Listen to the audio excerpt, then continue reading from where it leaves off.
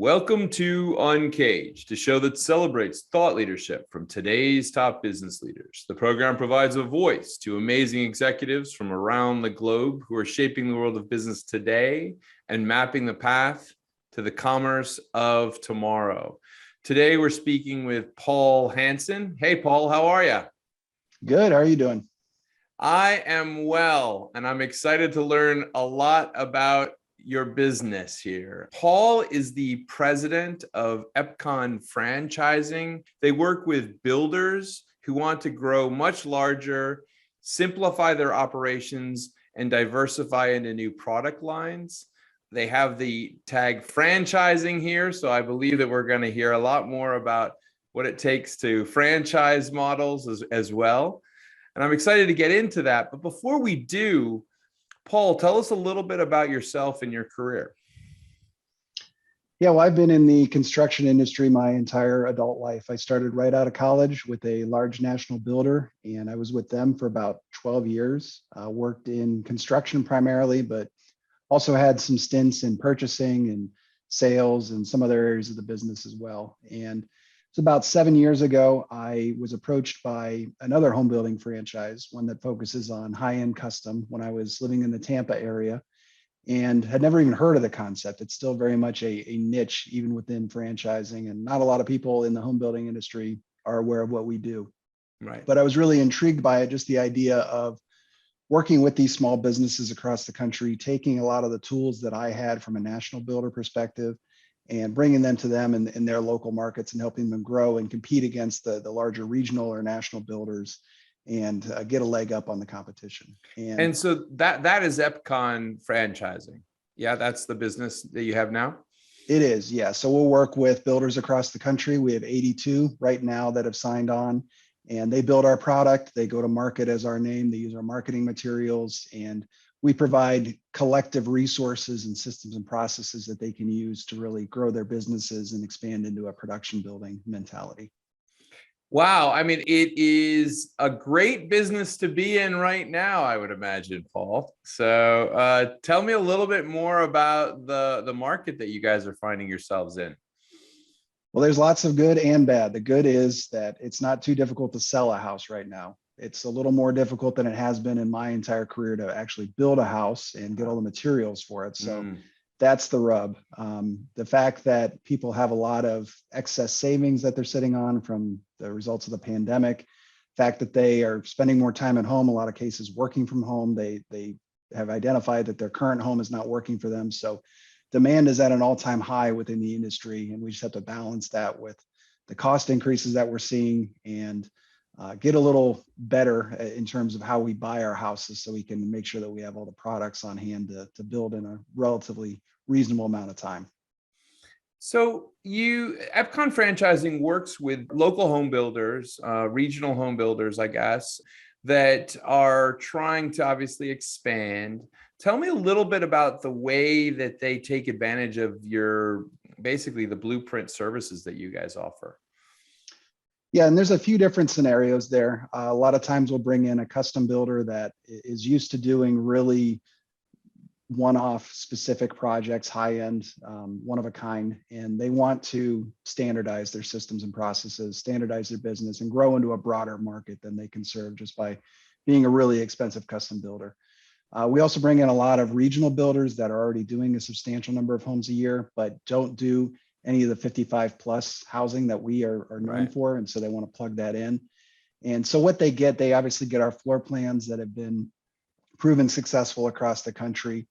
They get access to all of our marketing materials. So they're saving quite a bit of investment and time in both plans and marketing assets. And then they get a support team that really helps them every step of the way. So we have someone on the team who coaches them and consults with them on land acquisition to make sure that they're not making a mistake at the very beginning of the process.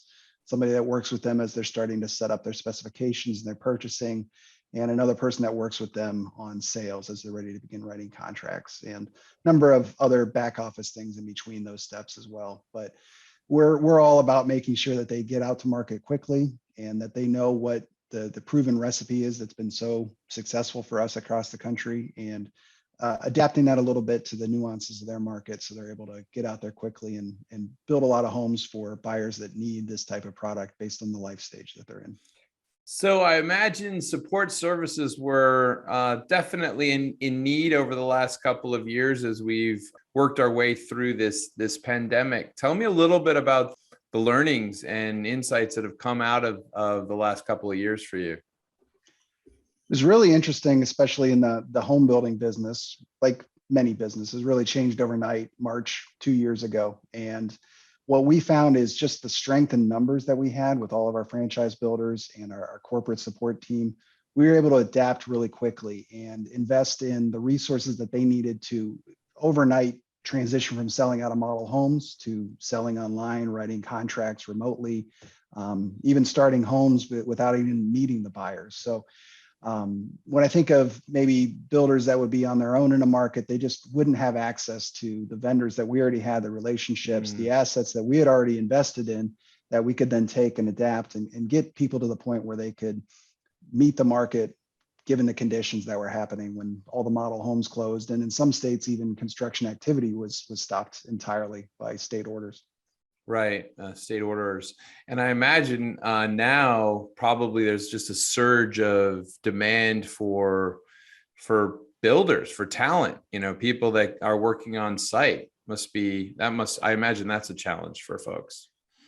It is, and it's really hitting an inflection point in the industry where so many people that have been resistant, and our industry in general, home building, has been resistant to change for many years. I think back to when I started in the business in 2003, we were building homes largely the same way that we are today. There just isn't another manufacturing industry out there that would say that they're doing things 20 years later the way they were 20 years ago. So it's really starting though with this labor shortage that has been in existence since the recession that happened 12 years ago or so, that we really need to start thinking about how we move a lot of the construction operations offsite, how we make them more efficient, and how we can really leverage technology to get to the point where we don't need to rely on all the plumbers and electricians that just aren't out there anymore. Yeah, I love architecture, and I probably am, there are many of us, I imagine, people that love to watch all these videos of home building online. And I was watching a recent video of these kind of 3D printed houses. So that sounded amazing, actually. I guess I don't know how real that is yet. Probably you're going to tell me it's still ways off. It's coming. And there's been a couple of really impressive pilot programs out there where local building associations have built an entire house in a week, where they've 3D printed a lot of it, had everybody scheduled out behind it, and been able to build an entire new house that looks just as good as one that takes months to build in a week or 10 days. So it's coming. It's the future. Yeah, I'm excited. I definitely gonna save my pennies so I can do that someday. That's one of my goals. But tell me a little bit about the shorter term future. This is an interesting year. We're working our way out of this pandemic. There still seems to be a lot of demand for housing. What are the priorities this year? I would say my top two priorities for us to bring to our builders would be more attainable product. That's kind of the buzzword in the industry, as prices just keep creeping up. I look at our average sales prices today versus even just 3 years ago, and it's hard to believe. So a lot of today's buyers, whether they be millennials or the people that we primarily serve, baby boomers, they don't need the amount of space that traditional floor plans have had, and zoning regulations, quite frankly, have insisted on since the 90s. So we're really working on getting product that's going to be 200 to 300 to even in some cases 500 square feet from a starting point lower than where we are right now, and allow us to get a broader market than we're able to get right now. Building, our average house is about 2,000 square feet, which is still small compared to a lot of builders. But when we're doing a 2,000 square foot house and it's costing what it costs today, there's certainly opportunity to maybe go down to a 1,500 or even a 1,200 square foot house. And the buyers that we have, they're empty nesters. They want to spend their time at restaurants and at the clubhouse and the community center, and they don't need all the space that a lot of traditional floor plans have mapped out for them. Yeah, it's a really good point. I must admit that now that my own children are heading off to university, and that's going to be the next phase, the idea of a large property is the last thing you want, right? It just seems like too much work.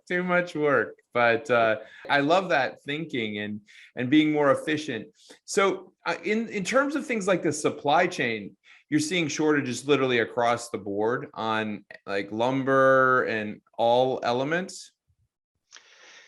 Yeah, it's not so much lumber. I mean, lumber, the prices have been going crazy for the last Yeah. 2 years, but we're still able to get it. And it's really a game of whack-a-mole. It's something different every week. One week it's Mm. garage doors, one week it's vinyl siding, and another week it's insulation. So that's been the real struggle. You just don't know until you get that call from the subcontractor and they say, hey, I can't get insulation for another week, so the house is going to sit. Mm. Mm.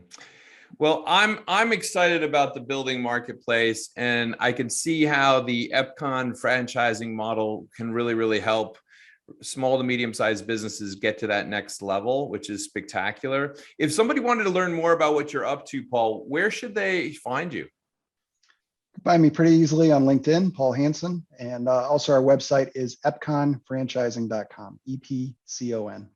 Excellent. Well, we've been speaking with Paul Hanson. He is the president of Epcon Franchising. They work with builders who want to grow much larger, simplify their operations, and diversify into new product lines. We are living in a very dynamic building marketplace, and Paul and his team are making it happen and moving it forward. Thanks so much for talking to us today, Paul, and we look forward to having you back on the show. Thank you very much. Cheers.